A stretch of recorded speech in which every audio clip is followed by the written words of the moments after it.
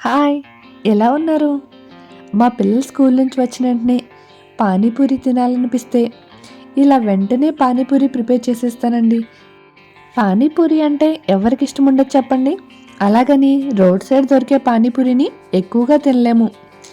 దానిలో ఏమేస్తారో ఏ వాటర్ వేస్తారో కూడా తెలియదు కాబట్టి మనమే ఇంట్లో ఇలా ఈజీగా పానీపూరి ఎలా ప్రిపేర్ చేసేసుకోవాలో ఈ వీడియోలో చూపిస్తానండి. చాలా టేస్టీగా ఉంటుంది. అయితే చాలా ఈజీగా ఎలా ప్రిపేర్ చేసుకోవాలో మీకు చూపిస్తాను. ముందుగా నేను ఒక కుక్కర్ని తీసుకున్నానండి. దానిలోకి ముందుగా నానబెట్టి ఉంచుకున్న తెల్ల బఠానీని ఒక కప్పు తీసుకోవాలండి. అలాగే బంగాళదుంపని పీల్ చేసేసి ఇలా చిన్న ముక్కలుగా కట్ చేసుకుని ఒక కప్పు బంగాళదుంప ముక్కలు తీసుకోవాలండి. ఈ రెండింటిని కుక్కర్లో యాడ్ చేసేసుకుని ఈ రెండు ఉడకడానికి సరిపడేంత వాటర్ని యాడ్ చేసుకోవాలి. అలాగే దీనిలో కొద్దిగా పసుపు యాడ్ చేసుకోండి. పసుపు యాడ్ చేసుకోవడం వల్ల కాస్త కలర్ఫుల్గా కనిపిస్తుంది. వాటర్ కొద్దిగా యాడ్ చేసుకోండి. ఈ రెండు ఉడికితే మనకి సరిపోతుంది కాబట్టి మూత పెట్టేసుకుని ఇప్పుడు కుక్కర్ని విజిల్ వేయించుకోండి. ఈలోపు మనం పానీ ఎలా తయారు చేసుకోవాలో చూద్దామా? ముందుగా మిక్సీ జార్ తీసుకుని దానిలోకి స్పైసీగా ఉండాలని 2 పచ్చిమిరపకాయలని కట్ చేసి వేసుకున్నానండి. అలాగే కాస్త చిన్న అల్లం ముక్కని పొట్టు తీసేసి యాడ్ చేసుకున్నాను. ఒక కప్పుడు కొత్తిమీరని యాడ్ చేసుకున్నానండి. అలాగే 1/2 కప్పు పుదీనాని కూడా యాడ్ చేసుకున్నాను. మీకు ఏ ఫ్లేవర్ ఇష్టమైతే దాన్ని ఎక్కువ యాడ్ చేసుకోండి. వీటన్నిటిని మిక్సీ పట్టేసుకుని మెత్తగా ఇలా పేస్ట్లా చేసుకోండి. కాస్త వాటర్ యాడ్ చేసుకుని పేస్ట్ చేసేసుకుంటే ఇలా మెత్తగా అయిపోతుందండి. వీటిని ఒక గిన్నెలో వేసేసుకుని కొద్దిగా వాటర్ యాడ్ చేసుకోండి. అలాగే దీనిలోకి కొద్దిగా ఉప్పు, కొద్దిగా చాట్ మసాలా, అలాగే కొద్దిగా పానీపూరి మసాలా, చిన్న నిమ్మకాయ సైజ్ అంతా చింతపండుని రసం తీసేసుకుని తుక్కు లేకుండా యాడ్ చేసుకోండి. కొద్దిగా మిరియాల పొడిని కూడా యాడ్ చేసుకుని వీటన్నిటిని బాగా కలిపేసుకుని టేస్ట్ చేసి చూడండి. మీకు ఏది తక్కువగా అనిపిస్తే కాస్త దాన్ని యాడ్ చేసుకుని ఈ పానీని అడ్జస్ట్ చేసేసుకోండి. ఇప్పుడు పానీ రెడీ అయింది. దీన్ని పక్కన ఉంచేసి ఇప్పుడు విజిల్ వేసేసిన కుక్కర్ చల్లారాక దాన్ని తీసేసుకుని చూడండి.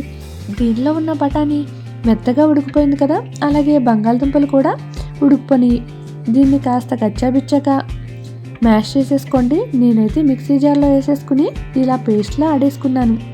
దీనిలోకి కొద్దిగా చిన్నగా కట్ చేసిన ఉల్లిపాయ ముక్కల్ని, 1 టేబుల్ స్పూన్ సాల్ట్ని, 1/2 స్పూన్ ధనియాల పొడిని, కొద్దిగా చాట్ మసాలాని, కొద్దిగా మిరియాల పొడి, అలాగే 1 టేబుల్ స్పూన్ కారాన్ని వీటన్నిటిని యాడ్ చేసుకుని వీటిని బాగా కలిపేసుకోవాలండి. కలుపుకున్న తర్వాత కాస్త టేస్ట్ చేసి మీకు కొద్దిగా ఉప్పు కారం పడతాయంటే యాడ్ చేసుకోండి. అలాగే దీనిలోకి కొద్దిగా నిమ్మరసాన్ని కూడా యాడ్ చేసుకోండి. టేస్ట్ చాలా బాగుంటుంది. వీటిని సెపరేట్ చేసేసుకుని ఇంకో గిన్నెలో యాడ్ చేసేసుకోండి. ఇలా ప్రిపేర్ చేసుకున్న ఈ గ్రేవీ ఈ పానీపూరిలోకి టేస్ట్ చాలా బాగుంటుందండి. ఇప్పుడు స్టవ్ ఆన్ చేసుకుని కళాయి పెట్టుకుని దానిలో ఆయిల్ యాడ్ చేసుకుని మనం రెడీమేడ్గా దొరికే పానీపూరీలు మనకి సూపర్ మార్కెట్లో అవైలబుల్గా ఉంటాయండి.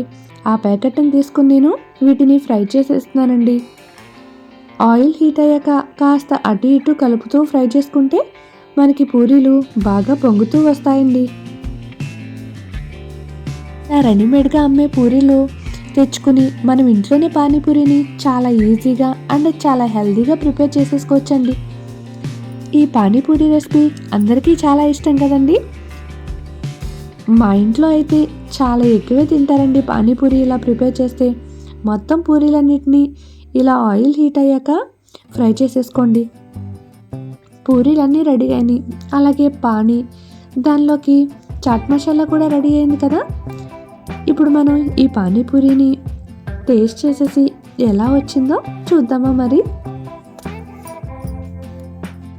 ముందుగా పూరీని తీసుకుని ఒక సైడు ఇలా హోల్ చేసుకోండి. అప్పుడు దీనిలోకి కొద్దిగా ఈ చాట్ మసాలాని యాడ్ చేసేసుకుని అలాగే దీనిలో కొద్దిగా ఉల్లిపాయ ముక్కల్ని యాడ్ చేసుకుని ఇలా పానీలో డిప్ చేసుకుని తింటే ఉంటుందండి. ఆ టేస్ట్ చాలా బాగుంటుందండి. అలాగే మన ఇంట్లో ప్రిపేర్ చేసుకున్నాం కాబట్టి మంచి వాటర్ వేసుకుని ప్రిపేర్ చేసుకుంటాం కాబట్టి చాలా హెల్దీ కూడా. అయితే ఈ రెసిపీ మీరు కూడా తప్పకుండా ఇలా ట్రై చేసి ఎలా వచ్చిందో కామెంట్ చేయడం మాత్రం మర్చిపోకండి. నా వీడియో మీకు నచ్చినట్టయితే చిన్న లైక్ చేయండి. Thank you so much.